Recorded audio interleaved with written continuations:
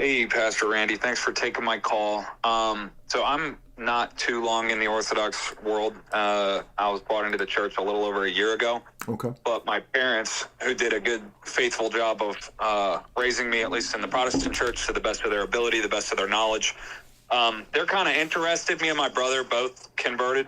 And so one of these hang-ups that my dad has, I'd like to kind of argue that on his behalf, because I think he's arguing in good faith, or at least trying to test these waters. He's picked up a couple books. But the thing that he kind of hits me with, and I don't really feel equipped to respond to it very well, is kind of a challenge of the iconoclast period. And his argument goes something like, hey, you keep telling me that the church has, that the gates of hell will not and have not prevailed against the church. But what about this period where maybe a large portion, or maybe even a majority of those representing the church in an official capacity, condemned the use of icons? And so I never really know what to, I mean, I Yeah, kind but of this is weasel no around different it. than so in the fourth century, the majority of the church became Arian and semi-Arian, right? And so Nicaea is what helped to solve that. But even after Nicaea, it wasn't completely gone. You still had Eunomians even into the time of Basil and the Cappadocians after Nicaea. So, but the majority hold that the Arians had on the empire, and their heresy was dead and dying after that, even though they continued on. So the claim about the church not having the gates of hell prevail against it has nothing to do with numbers and percentages. What it means is that you will never extinguish the episcopate. There will always be Orthodox bishops continuing the true faith. Okay, there's no promise to any specific area that the one in Rome will never fail. Or the one, I mean, again, Romans 11, Paul warns the church of Rome that they can be grafted out. Why would he warn them if they could never fail? So you have these situations where, entire regions can go into schism and leave the church. And just because the majority of the empire at a certain time becomes involved in error, whether it's the Arian crisis or the Iconoclast crisis, does not defeat the meaning of the gates of hell will not prevail, because it's not a question of majority. It just means that you can't stamp out the true faith. Okay, so when he follows up and is kind of like, and I know he's being sort of tongue-in-cheek, but if he's like, well, how do you know that you're not in one of those periods now where, a false, how do you know what's orthodox? Because if I go to every ecumenical council, I can read the canons and the decrees of those councils. They're not that long, and every council states and explains that their intention is to be consistent with the previous council. So when I read Nicaea, and I read Constantinople 1, and I read Ephesus, and I read Chalcedon, and I read Constantinople 2 and 3, and Nicaea 2, and then when I read the Phocian Council, and when I read the Palamite Synods, like, the theology is the same. Okay. All right. Appreciate you. Yeah, and if you read the Seventh Council, for example, if you read St. Theodore of the Studite's book on the icons, or if you read John Damascus's book on holy images, like, you'll notice that the arguments for the iconography is out of the Christological pronouncements of the previous councils.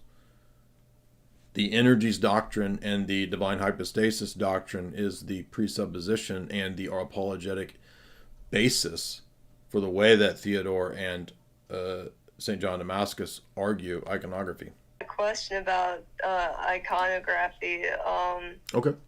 So I was raised in a culture where you're not allowed to draw pictures of like anything like Jesus or anything in heaven or anything like that. Like, how did the Orthodox justify or interpret the second commandment? Right, so we would agree that you cannot have idols, and the first and foremost prohibition is on idolatry of the heart, right? So remember, the law is a matter first and foremost of the heart, not just external. So a lot of times Protestants, when they hear this, or Muslims or anybody else, they think of idolatry as an external action where it's creating some kind of totem or some kind of picture. We know that that's not the case, first of all, from Exodus itself. It's in Exodus that instructions are given for creating elaborate iconography for the interior of the temple, including the hanging curtains, including the Ark of the Covenant with the angels on the top of it, the seraphim. So we know that it's not inherently any imagery that's wrong. And in fact, even in the Masoretic text in Joshua 7, you have the case of Joshua prostrating before the ark with all of the elders. So they're bowing down physically, prostrating themselves before the Ark of the Covenant. Other chapters, you have very similar things where all of Israel prostrates before Solomon in the temple when he dedicates it. And so it's not physicality, it's not imagery that is the problem. It's idolatry, which would be to make an image of anything not to be imaged, such as the divine nature. If you notice in Acts 17, Paul says the divine nature is not like anything created. In Orthodoxy, we actually agree with that. You cannot make an image of the divine essence, the divine nature, or even God the Father should not be imaged. However, Jesus is the icon, and that's used in the New Testament in Colossians for the Greek word for who he is, the icon of the Father's hypostasis. He's the direct image of the Father. So he is the one unique icon and image of the Father, and his becoming flesh means that he was circumscribable or limited in time and space in that incarnate state. And that means that in the icons, what we are picking out is the divine hypostasis of the Son in the flesh. So we're not drawing the divine nature. We're not drawing who the Father is in some speculative way. We are doing it in the way that Jesus himself said, if you've seen me, you've seen the Father, because he's saying, I am the icon of the Father. Hebrews 1 says he's the image of the Father's hypostasis. So that is the legitimate usage of imagery. And in the early church, when the apostles go out and set up the churches and the C's that they set up, S-E-E-S, they established liturgical worship for the church just like Israel had in the temple and synagogue system, you see. And that's why early synagogues also are covered in imagery, like the Dora Europos synagogue.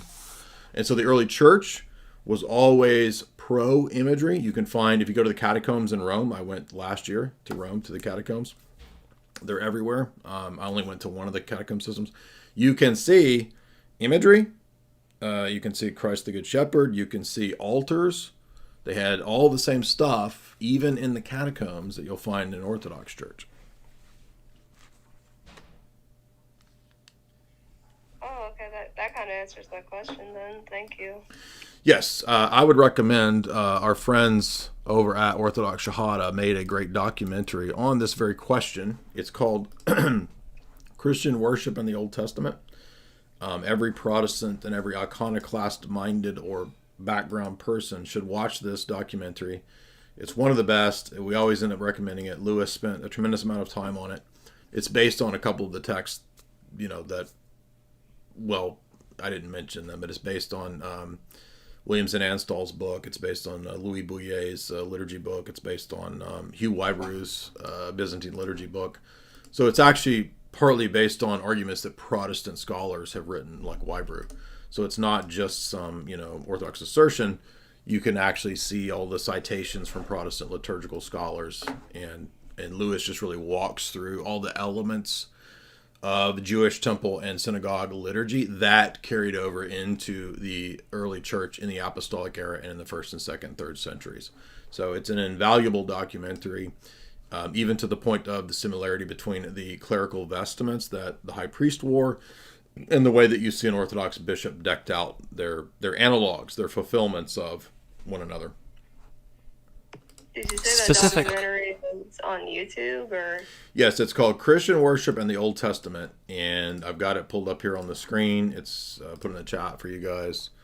But the channel is Orthodox Shahada, Shahada, and the documentary is Christian Worship in the Old Testament. Now, for all the people who are lazy and they just repeat, not you, but they just repeat what Gavin Ortlund says and this, all these Protestant things. Like, nobody just goes and watches the documentary. I'm not talking about you. I'm just talking about in general, sort of the people that hop on here and say, you guys are idolaters. We don't worship the way that blah, blah, blah. It's like, did you not watch this documentary that literally deals with every one of these issues? Every one of the stupid things that Gavin Ortlund endlessly brings up is answered in this documentary. Like, the early church has this style of worship, admittedly from Protestant scholars, and they have elements of imagery, iconography, and other sacramental things that are not in Protestantism. Okay, so when Gavin Ortland says, where's all the elaborate, ornate iconography in the 1st, 2nd, and 3rd century? Oh, you mean when the church is in the catacombs? When they're being persecuted? Who's going to be able to set up a giant cathedral with elaborate temple-level iconography when you're getting persecuted? Nobody. It's a silly argument, right? Ignoring the context and the history. But guess what? If you go to the catacombs in Rome, there's images. Well, there may be images, but they did not revere them. How do you know that? So notice the shift in the argument, the burden of proof shifts.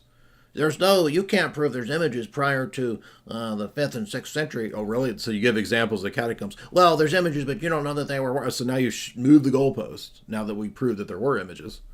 But you can't show it being reverenced. Excuse me, was the Eucharist reverenced? Yes, it was, because they taught the real presence in the 1st, 2nd, 3rd century. Well, that doesn't count because that's not an image. But it is an image. Even in your view, the Eucharist, even though you don't believe in the real presence, you still believe it's an image of Christ with the bread and the wine, right? Well, it's a symbolic image, yes. Okay, well, there you go. So there's an image prior to... Well, that's an image that the Lord ordained. Well, hold on. So now it's what Christ ordains? Because no Protestant church has any biblical evidence for how the worship service is supposed to go. So now you put yourself in an even worse position because you don't have any evidence of what Jesus ordained for the actual worship service. I don't understand. Protestants always just... I think this is devastating. When I was Protestant, when I was Calvinist, I realized this. Wait a minute, the New Testament doesn't have a worship service. And when I read Nadab and Abihu, God seems to care quite a bit about how he's worshipped, right? Well, if Sola Scriptura is true, why wouldn't he have laid down in the written text that the church is all supposed to have as its final authority, the pattern of how a worship service goes? There should be like Paul's epistle to, the church of Corinth on the liturgical service. Well, guess what? We don't have that. But God seems to care quite a bit about how he's worshipped because he kills people that do it wrong. And even the New Testament, Paul tells the church of Corinth, if you eat unworthily, you can still be killed. So he still cares about worship enough to kill people over it. So how are we supposed to worship? Well, I don't know. I guess Pastor Randy Balls can just make it up as he goes. Well, brother, I prayed really hard. And the Lord's done told me that we're going to worship in the style of Bishop T.D. Jakes. We're going to scream and hoot and holler, and we're going to do the Roger Rabbit in every service. Yeah.